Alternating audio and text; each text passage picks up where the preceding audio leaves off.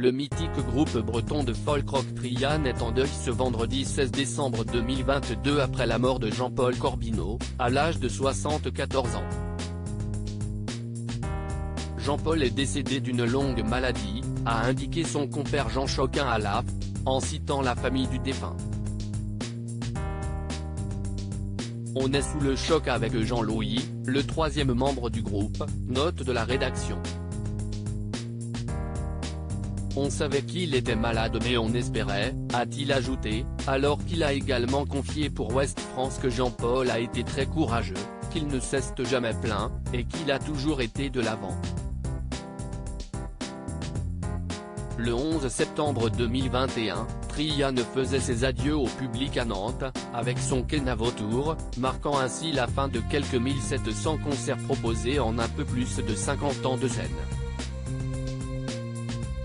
Une longévité exceptionnelle de la part de ces trois hommes qui ont largement contribué à populariser la musique bretonne avec des tubes comme La Jument de Michao ou Dans les prisons de Nantes. Les gens nous portaient. Ils étaient à la fois heureux et malheureux de nous voir partir et nous on était à la fois heureux et malheureux de leur dire au revoir, déclarait Jean-Paul Corbineau à l'époque, alors qu'il était déjà malade.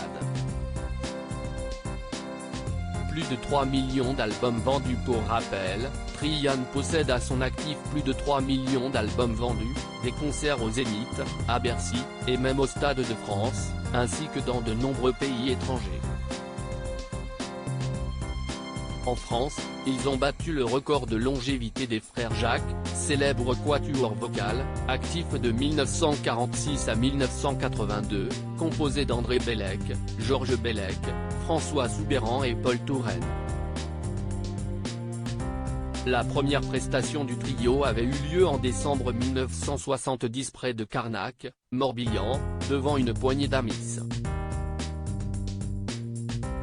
Jean-Paul Corbineau était alors acheteur pour un supermarché à Nantes, tandis que Jean Choquin était assistant administratif à la Compagnie Générale Transatlantique et Jean-Louis Jossic professeur d'histoire et de géographie.